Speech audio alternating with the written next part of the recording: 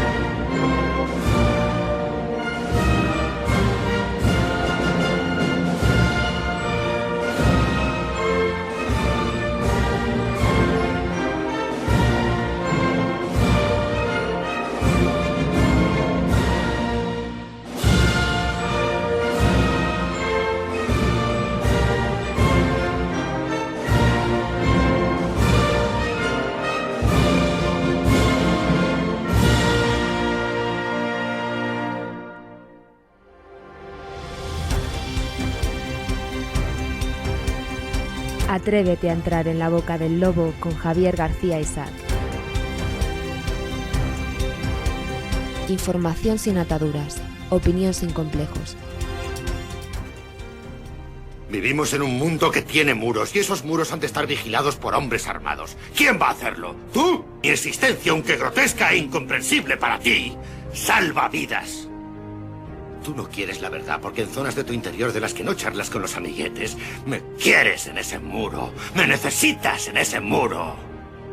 Nosotros usamos palabras como honor, código, lealtad.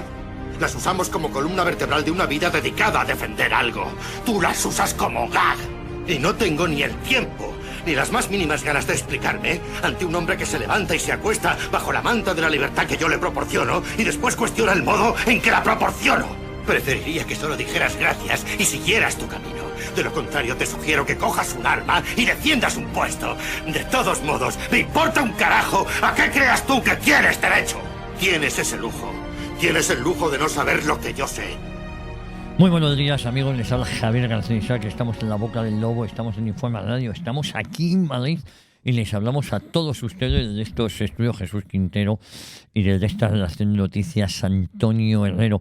Ya saben que como cada mañana comienza justamente ahora una nueva aventura radiofónica que debería conducirnos directamente hasta las 12. ¿Qué vamos a tener hoy aquí? Pues lo de siempre, opinión, información, tertulia, muchísimo análisis.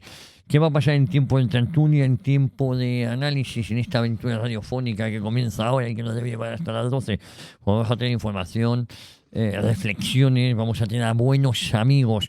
Miren, en tiempo de reflexión, en tiempo de debate, en tiempo de amistad, qué bonito es esto de amistad. Hoy nos acompañan, como cada martes, Pedro Fernández Barbadillo, la gran Arantxa Cabello, magnífica siempre Arantxa Cabello, Marcos López Serrador y Luis María Fernández, el director de cine Luis María Fernández. No pudo venir la pasada semana, el pasado martes, día de mi cumpleaños, porque estaba, creo que era en Valladolid donde me dijo que estaba. Y la gente buena son de Valladolid. Bueno, la gente buena de España, no, pues digo eso de Valladolid, va a decir, los de Burgos no somos buenos, y sí que lo son, y los de Salamanca, ¿qué pasa con los de Salamanca? ¿Qué pasa? Bueno, me gustaría saber su opinión, aquellos que vieron el documental, lo que nos ocultaron, qué les ha parecido, tanto la realización como los tiempos, como me gustaría su opinión. Saben que lo emitimos en el Todo TV y la verdad es que muy feliz de que ustedes lo hayan visto y lo hayan disfrutado. Vamos a ver, disfrutado no es para disfrutar. Hablamos mucho del asesinato de Calvo Sotelo, un gran tipo del que estoy escribiendo. Este verano escribí unos cuantos artículos sobre Calvo Sotelo que me han inspirado. Ahí lo dejo. Me han inspirado y mucho. Un gran tipo, un gran desconocido. Un gran desconocido para lo que ha sido posiblemente el mejor ministro de Hacienda que hayamos tenido, en comparación con lo que ha venido después, pero aunque no se lo compara con nadie o con los más grandes, fue el monopolio en esa época de la CAMSA, de tabacalera. Él entendía que eso de fumar no se sabía si era bueno o malo. Bueno, hubo una época que los médicos te lo recomendaban, salían anuncios, tienes asma y te mandaban tabaco. Las cosas, es mejor no fumar, ni puro ni nada, es mejor no fumar. Saben que soy fumador habitual de puro, dejé de fumar con 25 años y al día siguiente estaba engullendo puros, ¿no? Lo que pasa es que si yo he estado, saben que la semana pasada estuve 2 semanas, he estado con antibiótico constipado y tal, y no fumo nada, vamos, no se me ocurre fumar un poquito. Hay gente que no lo puede evitar, yo lo evito. Y les decía que él entendía que ese negocio del tabaco tenía que dejar réditos a España, y por eso montó el monopolio de la tabacalera, igual que el monopolio de la CAMSA, de los hidrocarburos, ¿no? Ahora los hidrocarburos hay un monopolio que se lo quedan unos cuantos. Bueno, ustedes me entienden, la trama Coldo, la trama tal. Bueno, yo hoy me voy para Valencia, voy a estar con ustedes al principio del programa, luego no me da tiempo, tengo que dar unos cursos de formación y tal, y no sé qué, pero tengo que estar con ustedes, ¿no? Y yo les contaba que y me hizo el trabajo que está haciendo Arantxa Cabello, que no lo tiene nada fácil, el Ayuntamiento de Madrid, Pedro Fernández Barbadillo, que hay que leerle siempre en OK Diario y en otras publicaciones, y en La Gaceta, Marcos López Cerrador y Luis María Fernández. Antes de meterme en materia, llegó a mis manos, yo como voy acelerado, me hablaron del ridículo que había hecho, que era intolerable, el ridículo que había hecho Javier Ruiz hace un par de semanas, cuando para atacar a Moreno Bonilla, en Telepedro, se llama Telepedro, televisión espantosa, la 1 y la 2, Televisión Española entrevistó a una cocinera como si fuese médico para criticar a Juanma Moreno. Y esto sucedió en el programa Mañaneros 360, y que volvió a hacer gala de su crítica al PP usando a una sindicalista de la UGT. Son unos miserables. Luego dirán que ¿por qué les odiamos? Pues es que esto sucedió, y se ha sabido hace 10 días, no, hace 2 semanas aproximadamente, sí, unos 10 días. El pasado 22 de octubre del mes pasado, el programa matinal de radiotelevisión presentado por Javier Ruiz, lo que pasa es que se ha sabido ahora, dedicó una entrevista a una tal María del Mar Suárez. La presentó como médica del Hospital Universitario Virgen del Rocío, y era para criticar la gestión de Juanma Moreno. En realidad, Suárez no es profesional sanitaria, trabaja como auxiliar administrativa del Servicio Andaluz de Salud, y antes, durante 23 años, desempeñó funciones de cocinera en el propio hospital. Es decir, no era una doctora, Suárez no es profesional sanitaria, era auxiliar administrativa, pero que trabajaba en el servicio de salud, y durante 23 años fue cocinera. En el programa de Javier Ruiz, el de los bulos, ¿se acuerdan ustedes? El del que no iba a haber apagón, la pareja de la Sara Santaolalla, la ordinaria, la tía más vulgar que uno se ha podido echar a la cara. Saben que Silvia Incharrundo todas las mañanas llama a Javier Ruiz. ¿De qué nos vas a hablar luego?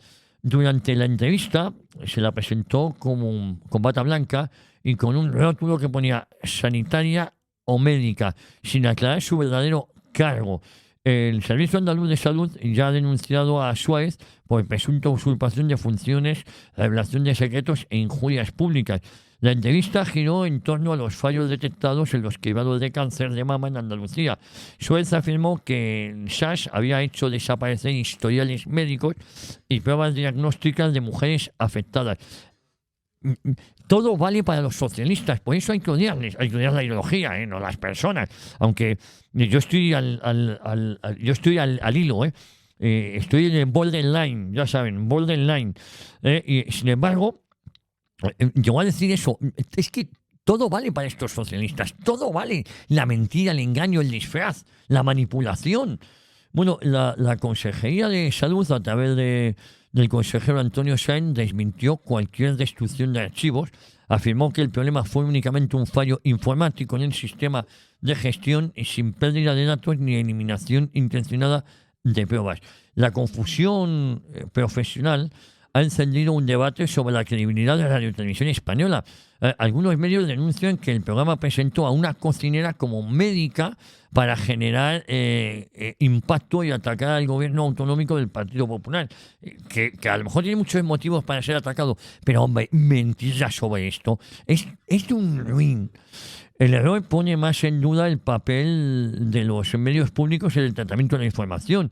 Y en este caso, la sanitaria, la presentación de Suárez generó alarma en la audiencia y castigó la reputación del sistema sanitario, que ya venía muy castigado en la época socialista. Una muestra de que la aparición de la entrevista fue aprovechada para criticar al gobierno andaluz en un momento de tensión por los cribados, pero la falta de claridad sobre su función real, auxiliar administrativa y no profesional médica, ha disparado ya todas las críticas de un medio, el de Radiotelevisión Española, que venía siendo el de Telepedro, fuertemente criticado incluso por trabajadores de toda la vida de allí. Dice que lo que están viendo ahora no lo habían visto nunca. Los índices de audiencia, por mucho, ellos mienten, dicen, tenemos un SAR ya de la gente que ve la televisión, pero es que nadie lo ve. La denuncia forma parte del la denuncia formal del Servicio de Salud andaluz ya está en curso y se investiga si Suárez accedió a datos médicos sin autorización, como señaló el organismo oficial. En paralelo se cuestiona la línea editorial de Mañaneros 360 y la actuación de Javier Ruiz como conductor de la entrevista. La contradicción entre la presentación de la fuente y la veracidad profesional compromete el rigor informativo. Y miren, por ahora Radio Televisión no ha emitido un comunicado público para rectificar la presentación ni para explicar cómo se aprobó la pieza. El episodio se suma a otras críticas del espacio y de la cadena sobre la gestión de sus contenidos. Todos ellos son unos auténticos miserables, son ruines.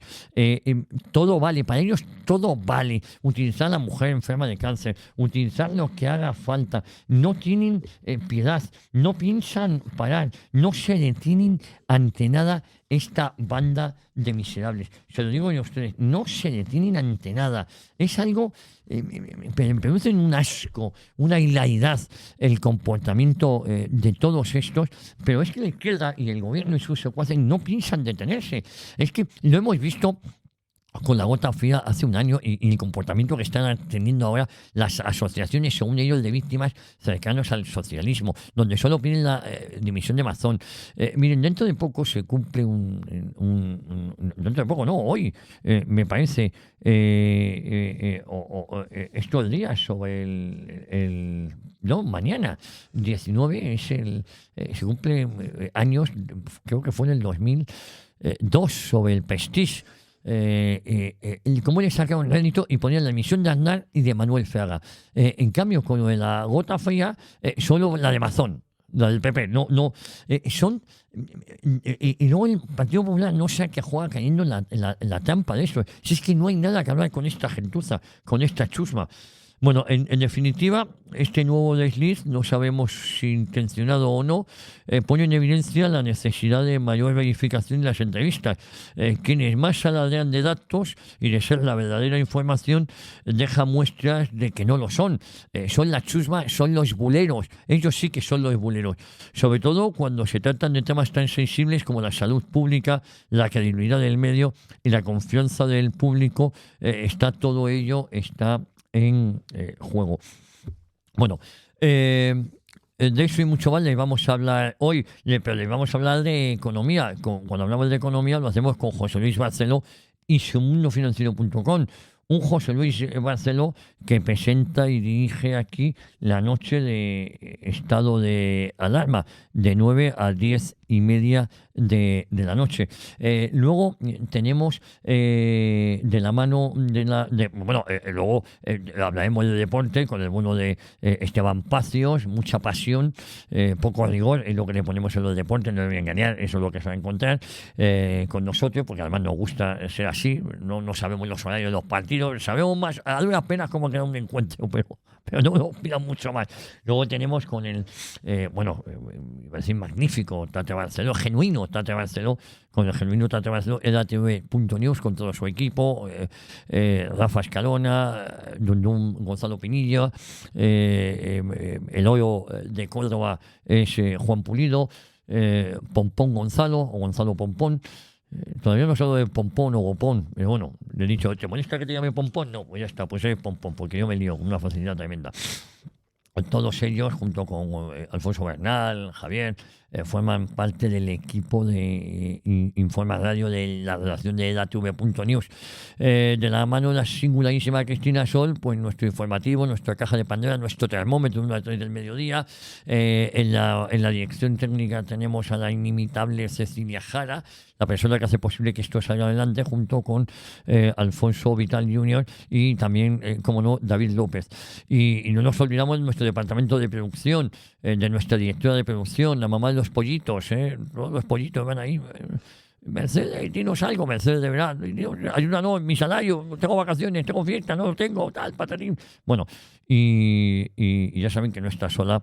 Mercedes, de verdad, cuenta con el inestimable apoyo de Carmen Domínguez. Bueno, todo este equipo hace posible que esto salga adelante, que esto llegue a sus terminales. Y hay quien me pregunta, ¿qué pasan los martes a partir de las 10:30? Bueno, Españoles a pie, ya saben, una tertulia de gente muy joven. Hay veces, yo siempre lo digo, hay veces muy peperos y tal, pero bueno, gente buena. Y luego La Tienta con Julio Tejerina, Rafi Camino, La Tienta, no se lo pueden perder, La Tienta, aquí la actualidad taurina de la mano de Julio y de Rafi Camino. Bueno, hoy tengo muchas cosas que contarles porque un 18 de noviembre, pero del 76, es el día en que el franquismo se suicidó políticamente. El 18 de noviembre del 76 debería recordarse como uno de los días más trágicos de la historia política contemporánea de España. Aquel día, las llamadas Cortes franquistas, las mismas que juraron lealtad a los principios del movimiento nacional y de la Unión de España, aprobaron con 425 votos a favor de los 531 procuradores el llamado proyecto de ley para la reforma política. Esto sería la llave que abriría el camino a lo que se denominó la transición. Lo que pocos dijeron entonces, y casi nadie se atreve a reconocer hoy, es que aquella votación fue en realidad un acto de autodestrucción, una especie de harakiri político. ¿Se acuerdan el famoso harakiri? Las Cortes franquistas se han hecho el harakiri. Bueno, pues eso pasaba un 18 de noviembre de 1976. El suicidio político del franquismo. Y nadie se atreve a reconocer que aquella votación fue en realidad ese acto de autodestrucción, esa especie de harakiri político del que yo les hablaba y que desmontó pieza a pieza el sistema que había garantizado casi 40 años de estabilidad, crecimiento y reconciliación nacional tras la Guerra Civil. ¿Hacía una falta una transición? Sí, había muerto el jefe del Estado después de 40 años, pero no esta transición que nos ha traído el desastre. Aquel día las Cortes no aprobaron una ley, firmaron su propia sentencia de muerte y lo hicieron con entusiasmo, cambiando de chaqueta en tiempo récord, convencidos de que el nuevo régimen les garantizaría impunidad, prebenda y continuidad personal. Fue, en definitiva, la primera gran traición a la España que ellos mismos habían contribuido a construir. La ley para la reforma política, presentada por Torcuato Fernández Miranda y defendida por Adolfo Suárez, era el vehículo que permitía desmantelar desde dentro el sistema nacido del 18 de julio. Se nos dijo que España necesitaba un cambio, que era necesario abrir el país a la democracia, que había que adaptarse a los nuevos tiempos. Se habló entonces de la ley a la ley y sin rupturas. Nadie discutía eso. Lo que se discute y se denuncia siempre es el modo en que se hizo. Y se hizo entregando la soberanía nacional a intereses ajenos, desmantelando las instituciones sin un plan patriótico y poniendo los cimientos de un sistema que pronto demostraría ser el instrumento perfecto para dividir, desmovilizar y corromper a la sociedad española. La paradoja es evidente. Las mismas Cortes que representaban el espíritu de unidad, de servicio y de sacrificio de una España renacida de sus cenizas, aprobaron el texto que las liquidaba. Ni uno solo de los grandes principios del movimiento fue respetado, ni la unidad de la patria, ni la justicia social, ni la independencia nacional. Se impuso la consigna del oportunismo y la cobardía, y a partir de aquel momento la política española ya no giraría en torno al bien común, sino en torno a los intereses personales de los nuevos partidos y a la satisfacción de quienes desde el extranjero habían presionado para que en España se desarmase moralmente. Porque la llamada transición no fue ni modélica ni española. Fue una transición tutelada por los Estados Unidos, interesada en una España dócil dentro del bloque occidental. Y también tutelada por Marruecos, que apenas un año antes había probado la debilidad del Estado en descomposición con esa marcha verde, de la que yo aquí les he hablado, y la traición al Sáhara español. La última orden de Franco, lo digo una y otra vez, fue la de resistir en el Sáhara. La primera del nuevo rey fue abandonar la provincia española. Ese contraste define mejor que nadie lo que vino después. La transición fue el precio que se pagó por la aceptación internacional del nuevo régimen, a cambio de la bendición extranjera. A cambio de esa bendición extranjera se renunció a la soberanía, se entregó la política exterior, se consintió la desindustrialización, se permitió la desmemoria y se instaló un sistema de partidos que ha degenerado en lo que hoy sufrimos, un modelo autonómico, ruinoso, desigual y profundamente corrupto. La gran estafa estuvo en ir del franquismo sociológico a la UCD. ¿Cómo ese franquismo sociológico apoyó a la UCD? Y es que el pueblo español fue engañado, despolitizado, desmovilizado tras décadas de estabilidad. Creyó que aquel nuevo partido, llamado Unión de Centro Democrático, era una continuación del movimiento nacional. Y ojo, no les faltaba razón. Muchos de sus rostros eran los mismos, aunque su lealtad ya no era a España, sino a sí mismos. Se nos vendió la ilusión de una apertura democrática cuando en realidad fue un reparto de poder entre los mismos de siempre, con otros nombres y banderas distintas. Adolfo Suárez, que había sido secretario general del movimiento, se convirtió de la noche a la mañana en el apóstol de la democracia liberal. Los procuradores, que habían jurado fidelidad al caudillo, se transformaron en demócratas de toda la vida. El juramento a los principios del movimiento se sustituyó por la promesa a las urnas. Y España, que había salido adelante sin plan Marshall, que había reconstruido su economía con su esfuerzo, unidad y fe, comenzó entonces su lenta y dolorosa decadencia moral. Se nos repite como un dogma intocable que la transición fue modélica, pero ¿puede llamarse modélico un proceso que dejó más de 1.200 muertos a manos del terrorismo de ETA y otras bandas marxistas? ¿Puede ser modélico un régimen que amnistió a los terroristas y persiguió a quienes habían defendido a España del comunismo? La transición, amigos míos, no fue modélica, fue sangrienta, fue cobarde y desagradecida. Olvidó a los muertos del terrorismo, ignoró a los que construyeron el país y entregó el futuro a los que lo habían querido destruir. Aquel 18 de noviembre de 1976 comenzó la demolición del Estado. Se sustituyó un sistema que garantizaba el orden, la autoridad y la justicia social por otro basado en la fragmentación territorial, el chantaje autonómico y la partitocracia. De aquel día nace el germen del desastre actual, el modelo autonómico que desangra a España y la desangra sin contemplaciones, donde cada comunidad actúa como un feudo y el Estado es rehén de sus propios inventos. España pasó de ser una nación unida y en crecimiento para ser una suma de 17 reinos de taifas, más 2 comunidades autónomas, más 2 plazas autonómicas de Ceuta y Melilla, donde la lealtad a la patria fue sustituida por la lealtad al partido o al territorio. Y todo comenzó aquel día, cuando unos procuradores que debían ser guardianes de la nación decidieron convertirse en sus enterradores.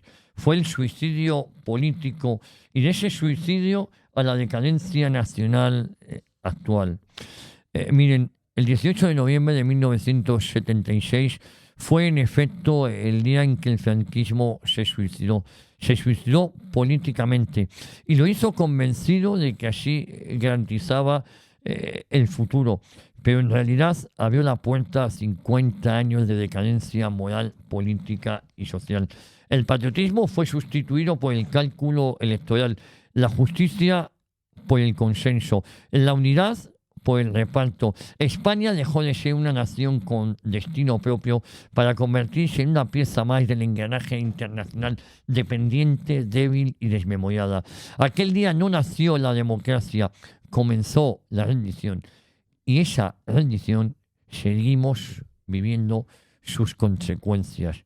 Es más, de esa rendición seguimos ahora mismo en la actualidad viendo sus consecuencias. Bueno, saben que les habla Javier García Isaac, pero antes de dar paso a la publicidad, hoy, martes 18 de noviembre, un año antes de ese 18 de noviembre del 76 que yo les hablaba, se fue preparando la traición un año antes, el 18 de noviembre del 75. Ustedes lo van a entender. He querido hablarles primero de ese 18 de noviembre del 76 y ahora les voy a hablar qué sucedía un año antes, porque como saben ustedes que estamos terminando, estamos en noviembre, nos acercamos al 50 aniversario del fallecimiento de Franco. Estos días me estoy tomando la libertad, la ligereza con todos ustedes de hacer de memoria histórica. Miren, el 18 de noviembre del 75 ya se estaba preparando la traición. Y ustedes dirán, cuéntenos. Miren, ese 18 de noviembre del 75, un año antes de hacerse justo un año antes las Cortes Españolas de hacerse el harakiri, apenas 2 días antes de la muerte del jefe del Estado, que sería el 20 de noviembre de ese mismo año, del 75, las Cortes Españolas de nuevo se reunían bajo la presidencia de Alejandro Rodríguez de Valcárcel. Aquel día, a las 10 de la mañana, en el Palacio de la Carrera de San Jerónimo, se vivía una sesión tensa, solemne, cargada de silencios. España estaba en vilo. Francisco Franco agonizaba. Y mientras el país entero contenía la respiración, los cimientos del régimen que aún habían dado a España su época de mayor prosperidad, estabilidad y respeto internacional en siglos, comenzaban a resquebrajarse por dentro. Un año después se producía la traición total. Pero esa traición había comenzado justo un año antes. Era el día en que muchos, todavía vestidos con la camisa azul y con los medallones del movimiento al cuello, empezaban a tantear cuál sería su sitio en el nuevo tiempo que intuían se avecinaba. Algunos con lágrimas sinceras en los ojos sabían que se cerraba una era. Otros, los que después se autoproclamarían padres de la democracia, ya conspiraban para borrar su pasado y vestir de demócratas a quienes habían servido lealmente a Franco hasta el último suspiro. Fue el inicio de una farsa cuidadosamente planificada. El pleno de las Cortes de ese 18 de noviembre del 75 fue el verdadero preludio de lo que sería después, el preludio de la llamada transición. Mientras Franco seguía con vida, los suyos ya empezaban a vender su legado. Rodríguez de Valcárcel presidía la sesión, consciente de que el tiempo del caudillo se agotaba. Se hablaba de continuidad, de reforma, de futuro, pero lo que realmente se tramaba era una operación quirúrgica, desmontar el régimen desde dentro para entregárselo en bandeja a quienes habían sido derrotados en 1939. Se repite hasta la saciedad que la transición fue modélica, pacífica, ejemplar. Falso. Fue en realidad una cesión calculada, una claudicación moral y política ante la izquierda y los separatismos, una rendición sin condiciones en la que los herederos del franquismo se avergonzaron de su obra y buscaron el perdón de quienes nunca se lo concederían. Y aquel 18 de noviembre de 1975 fue el punto de partida de esa gran estafa histórica. Los que lloraban y los que ya negociaban. Y es que en aquellos días, mientras España entera rezaba por su caudillo, mientras el pueblo colmaba plazas e iglesias con misas por su salud, una parte de la élite política del régimen ya maniobraba. Esa parte que tanto se habían beneficiado del régimen. En el Prado se velaba la figura de un hombre que había salvado a España del comunismo, de la ruina, del caos, pero en los despachos de algunos ministerios y en los pasillos de las Cortes se tejía la red de la nueva etapa, la que llamaban de la monarquía parlamentaria, la de la UCD, la de los reformistas que no reformaron nada, sino que traicionaron todo. Fue en esas horas, incluso antes del fallecimiento de Franco, cuando Adolfo Suárez, entonces un discreto secretario general del movimiento, empezó a ser mencionado como figura de consenso para pilotar el cambio. Suárez no fue un reformador, fue el hombre elegido por los oportunistas para desmantelar lo que otros habían construido con sangre, sacrificio y décadas de esfuerzo. La UCD no nació como un partido nuevo, sino como el refugio de todos aquellos que quisieron seguir viviendo de la política bajo otras siglas, renunciando a sus principios y renegando de su pasado. La traición bajo el pretexto de conseguir la libertad. Y es que aquel 18 de noviembre simboliza esa hipocresía de la época, de una época, mientras el cuerpo de Franco aún latía, muchos ya escribían su epitafio político. Los mismos que habían jurado lealtad al movimiento nacional se apresuraron, en cambio, en cuestión de días, a jurar fidelidad a la futura Constitución del 78. Los que presentaban como hijos del régimen se convirtieron en pocos meses en los primeros en pedir perdón por él, y así se consagró la gran mentira, que España necesitaba romper con su pasado para ser libre, cuando en realidad fue libre gracias a su pasado. La transición no fue el inicio de una democracia, sino el final de una lealtad. Se sustituyó la idea de patria por la de consenso, la de unidad de España por la de los pactos con separatistas, la verdad por el relato oficial, y lo que hoy se llaman, se llenan la boca hablando de memoria democrática, son los herederos ideológicos de aquellos que entonces callaron o se beneficiaron de esa traición. Y luego España la pusieron en la encrucijada. El 18 de noviembre del 75 marca el inicio del fin de una España orgullosa, soberana y respetada. Y a partir de ahí comenzó esa lenta disolución de todo lo que Franco había construido: el respeto a la bandera, el orgullo nacional, la autoridad del Estado, la independencia económica y la unidad territorial. Se entregó la educación a las autonomías, se desmanteló la industria nacional, se pactó con los enemigos de España y se rehabilitó políticamente a los vencidos del 39. Qué ingenuos o qué traidores. Esa fue la herencia de los demócratas que preparaban la transición mientras Franco agonizaba. La historia no debe escribirse desde el resentimiento, pero tampoco desde la mentira. Y la verdad es que aquel 18 de noviembre fue el día en que comenzó la traición de quienes juraron fidelidad a un régimen, y al primer síntoma de cambio se apresuraron a servir al nuevo poder.